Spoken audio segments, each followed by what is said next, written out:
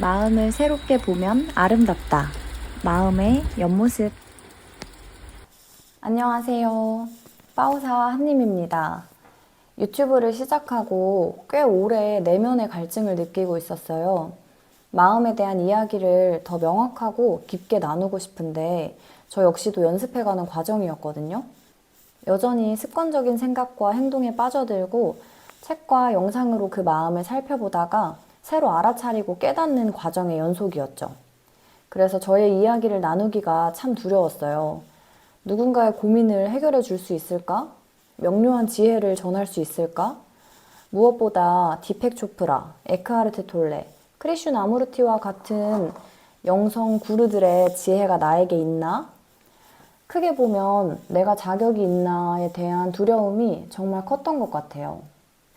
그래서 업로드를 하려고 편집하다가도 그만두고 촬영만 해둔 영상들이 꽤 있었어요. 그러다 오늘 알아차린 마음이 있어서 나눠보려고 합니다.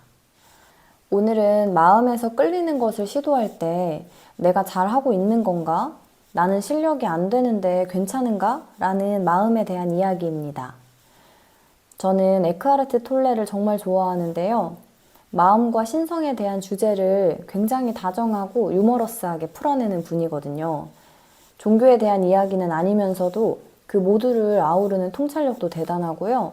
가볍고 일상적인 설명으로 의식을 깨우는 데에 뛰어난 능력을 가진 인물이에요. 이 인물을 보면서 제 안에서 꿈틀대는 게 있었어요.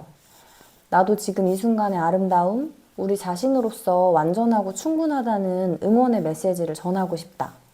그리고 컬러 요가 클래스를 통해서 나누고 있죠.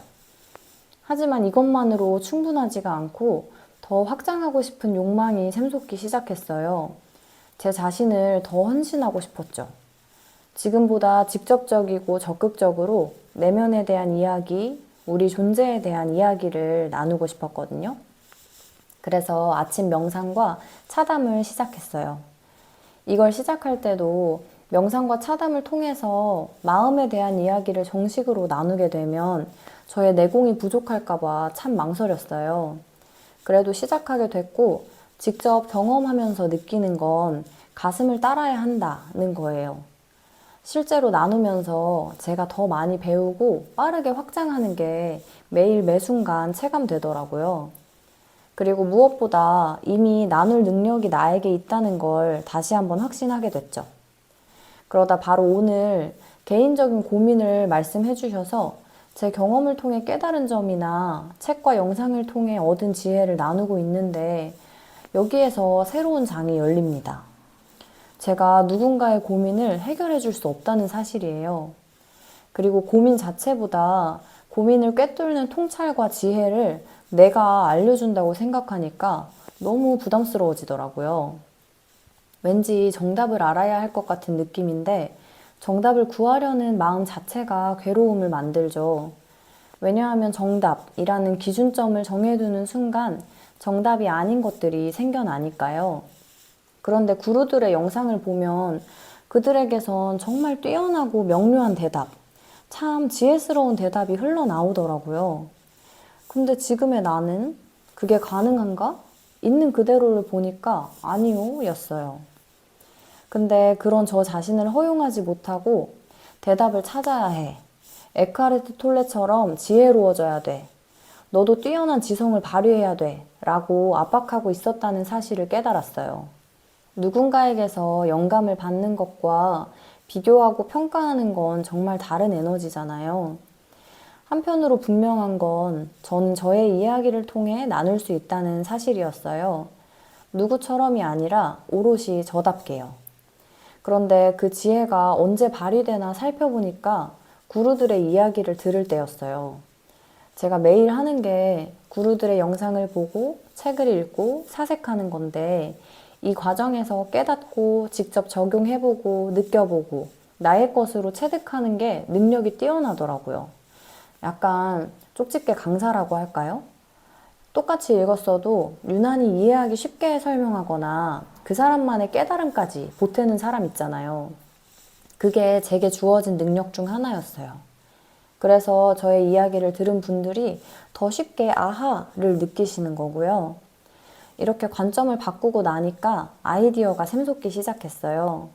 내가 에크하르트 톨레가 되려는 게 아니라 그의 이야기를 통해서 적용해보고 깨달은 걸 저만의 방법으로 재해석하고 나누면 되는 거잖아요.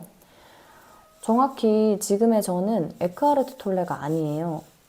그분처럼 완전히 깨어서 세상 일을 보는 것도 어렵고 대상에 쫓기지 않고 핵심만을 꿰뚫는 것도 어렵죠.